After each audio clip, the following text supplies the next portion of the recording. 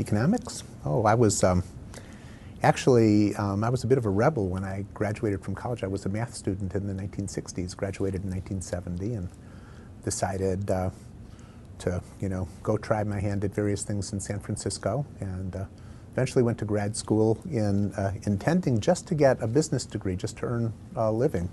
And I came across the work of William Vickrey, who had written an article in 1961 about auctions, and it was startling to me to see mathematics used to characterize, human behavior and how a social mechanism would work. And I started reading more, and I got really very excited because it was completely outside of anything I expected to be possible. And I guess that was my first inspiration.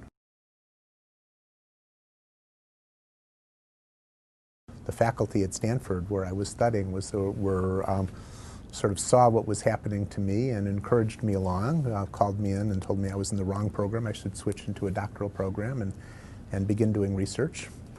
And I thought about it and thought, to work on stuff I'm really interested in, that I really love doing, that was exciting. So that's how I got going.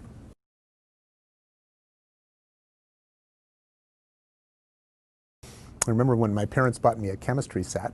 They're very simple things, maybe it was probably something as simple as vinegar and baking soda. I don't remember exactly, but just the idea that you could create a reaction that way, that was pretty exciting. And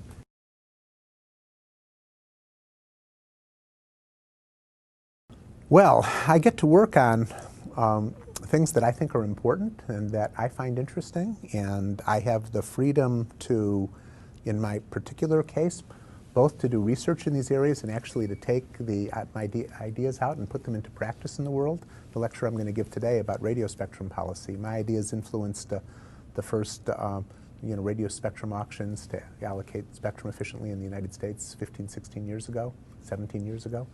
And to work on what I want and what excites me, in this case, it comes from William Vickrey, whose work was on auctions that excited me.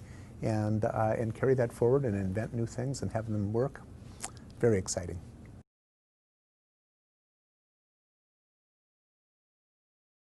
Oh my goodness, you have to be able to put up with disappointments. There's so many failures.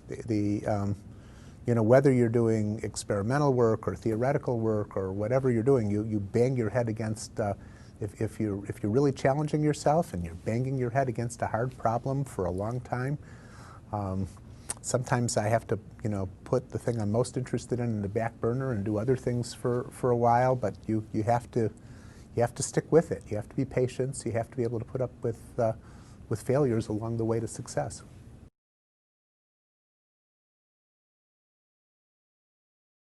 Well, I'm going to be talking today in the lecture I give here about radio spectrum policy. Will be as a result of the kinds of inventions I'll be talking about. We'll be able to use radio spectrum better to raise revenue for the federal government to help mitigate the deficit, to improve competition in the industry by allocating things well. There's a whole series of benefits that come from using radio spectrum well, and I think that's the most immediate benefits of my research. Of course, my students also, I love teaching too, and being able to understand the economy more deeply and be able to transmit that knowledge to my students at Stanford, that's fantastic.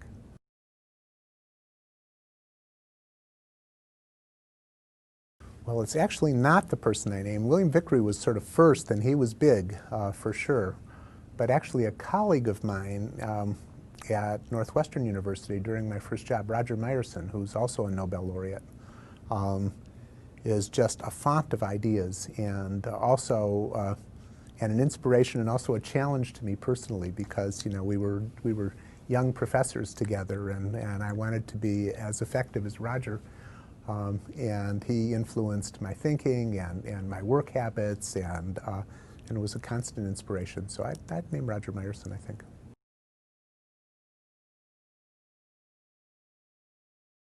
I think a lot of my colleagues even would be surprised at the degree to which I have been able, and the people around me have been able, to use microeconomic theory and put it into direct practice.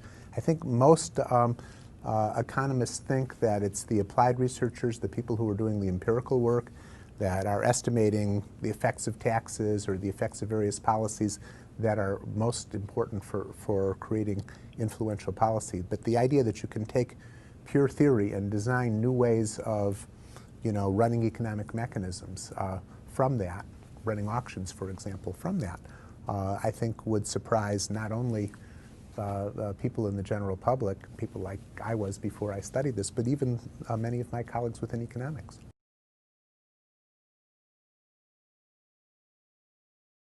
It's got to be the photograph of the night my wife and I met. Sorry, it's as simple as that. We actually met at the 1996 Nobel Prize dinner, and we're there with James Mirrlees, who was one of the laureates that year. That's sitting right in the center of my desk, and that's the first thing.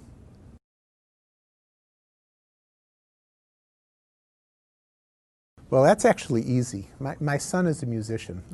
He plays the bass, he plays jazz, he has a hip-hop group as well. And while I often play old music and I play the Beatles and stuff, the thing I play most often is my son's jazz, or his Star People, which is his hip-hop band's album.